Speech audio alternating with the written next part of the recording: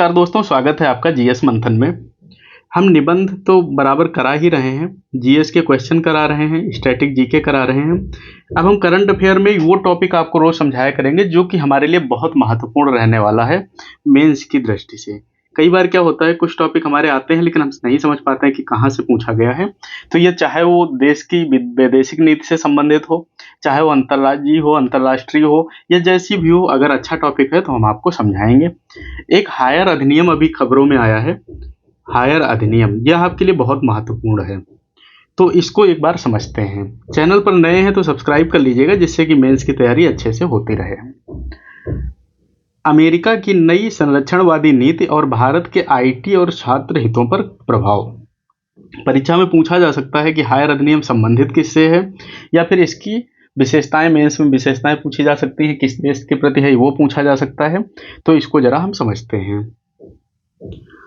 America में हाल ही में पेश किया गया हायर अधिनियम, halting international relocation of employment act, Bharat के आईटी उद्योग और अमेरिका में पढ़ाई कर रहे भारतीय छात्रों के लिए एक महत्वपूर्ण मोड़ साबित हो सकता है। देखो, ट्रंप बहुत अच्छी नीति तो बना नहीं रहा है भारत के लिए। यह विधेयक अमेरिकी नौकरियों को विदेशों में स्थानांतरित करने से रोकने के उद्देश्य से लाया गया है, लेकिन इसका प्रभाव कहीं अधिक गहरे और जटिल हैं। जरा हम देखते हैं क्या है ये। हायर अधिनियम का सारांश समझते हैं। 25% टैक्स।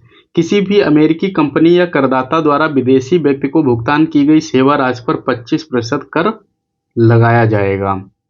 कर कटौती पर रोक है। ऐसे भुगतान पर कंपनियां आयकर में कटौती नहीं कर पाएंगी। Domestic workforce fund. इस कर से अर्जित धनराशि का उपयोग अमेरिका में अप्रेंटिसशिप और स्किल डेवलपमेंट प्रोग्राम्स में किया जाएगा। यानी जो पैसा मिलता है उस पर वो 25% टैक्स लेना चाह रहे हैं। भारतीय आईटी उद्योग के लिए संभावित प्रभाव क्या होंगे। भारत का आईटी उद्योग, जिसकी 60% आय निर्यात से होती है, हायर अधिनियम से सीधे प्रभावित होगा।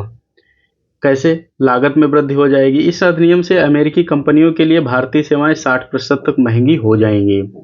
छोटे आईटी कंपनियों पर भारी असर। जहां बड़ी कंपनियां लागत समायोजन कर सकती हैं, वहीं मंझली और लघु कंपनियां इससे बुरी तरह प्रभावित होंगी। ऑनशोर शिफ्टिंग की मजबूरी। अमेरिकी कंपनियां भारत जैसे देशों से सेवाएं लेने के बजाय स्थानीय कर्मचारियों को नियुक्त करने पर मजबूर हो जाएंगी। अंतर्राष्ट्रीय छात्रों के लिए चिंता का यह विषय है। हायर अधिनियम की फॉरेन पर्सन की व्यापक परिभाषा में अमेरिका में F1 वीजा पर पढ़ाई कर रहे छात्र, विशेषकर ओपीटी यानी ऑप्शनल प्रैक्टिकल ट्रेनिंग पर कार्यरत लोग भी आ सकते हैं।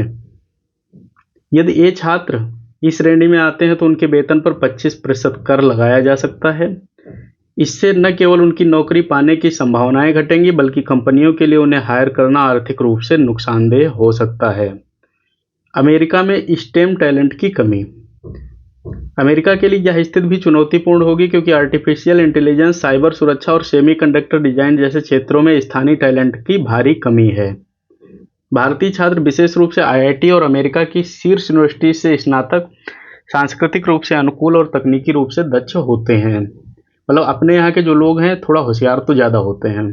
आउटसोर्सिंग और अंतर्राष्ट्रीय टैलेंट ने ही हाल में अब तक अमेरिकी तकनीकी कंपनियों को वैश्विक प्रतिस्पर्धा में बढ़त सुनिश्चित की है। भारत के लिए रणनीतिक सबक क्या होगी। छात्र विकल्पों में विविधता। अमेरिका पर अत्यधिक निर्भरता से बचते हुए कनाडा, ऑस्ट्रेलिया, जर्मनी जैसे विकल्पों की ओर रुख करना। आईटी क्षेत्र में उन्नयन। भारत को केवल सेवा प्रदाता नहीं, बल्कि गहरे तकनीकी नवाचार, एआई, बायोटेक और R&D में निवेश करना चाहिए।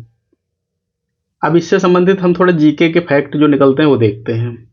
हायर अधिनियम अमेरिका की रिपब्लिकन पार्टी के सीनेटर बर्नी मोरेनो द्वारा सितंबर 2025 में प्रस्तुत किया गया।